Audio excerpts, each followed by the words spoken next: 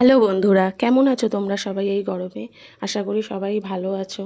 গরমে একটু কষ্টও হচ্ছে। আমার এদিকে সকাল সকাল চলে এসেছিলো একটা অর্ডার। কাল রাতেও একটা অর্ডার এসেছিলো, তাই রাতে ঠিকমতো ঘুম হয়নি। সকাল সকাল উঠে অনেক কাজ থাকে, কেননা ছেলের স্কুল শুরু হয়ে গেছে, তাই ঘরের কাজবাজ সেরে টিফিন করে ওকে স্কুলে পাঠাতে হয়।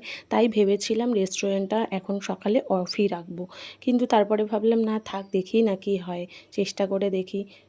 অর্ডার আসলে আসবে, করব কাজের মাঝখানে।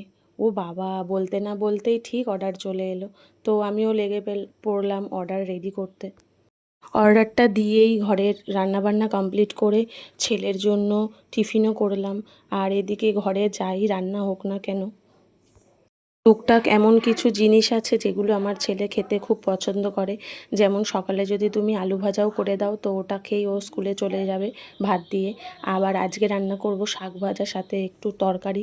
তো শাক ভাজা খেতেও খুবই ভালোবাসে, বলছে মা অন্য কিছু খাবো না, শাক ভাজা দিয়েই ভাত খাবো। আর এদিকে দেখো তার কি অ্যাক্টিং!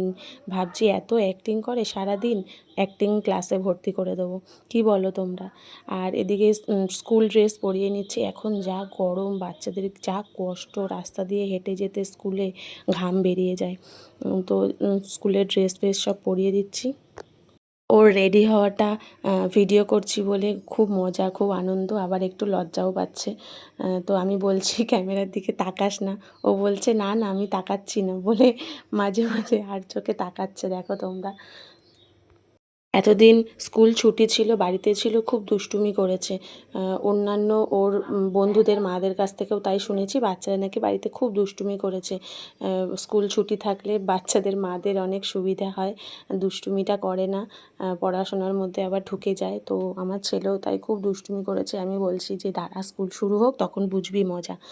তো অন্যান্য বন্ধুর মারাও তাই বলছে যে স্কুল শুরু হলেই ভালো। গরমে কষ্ট, কিন্তু বাচ্চাগুলো দুষ্টুমি কমবে আর পড়াশুনোর মধ্যে আবার থাকবে। বাড়িতে থাকলে নাকি পড়তেই চায় না। আমার ছেলে সেরকম না, ওকে পড়তে বসতে বললে পড়তে বসে যায়। আর এদিকে ওকে দিয়ে চলে এসেছিলাম আমি। দেখো কি গরম, পুরো গা হাত পা ভিজে স্নান হয়ে গেছি। তো একটু ফ্যানের নিচে বসে নিয়েছিলাম। এদিকে দেখো আমাদের একটু বাড়ির কাজ চলছে, টুকটাক একটু ভাঙচুর করে ঠিক করলাম। বাথরুমটা ছোট ছিল, ওটাকে একটু ভেঙে বড় করলাম। উপরে একটা ছোট্ট স্টোর মতো রাখলাম, যেটাতে কিছু জিনিসপত্র রাখতে পারবো। কেমন লাগলো সবাইটা?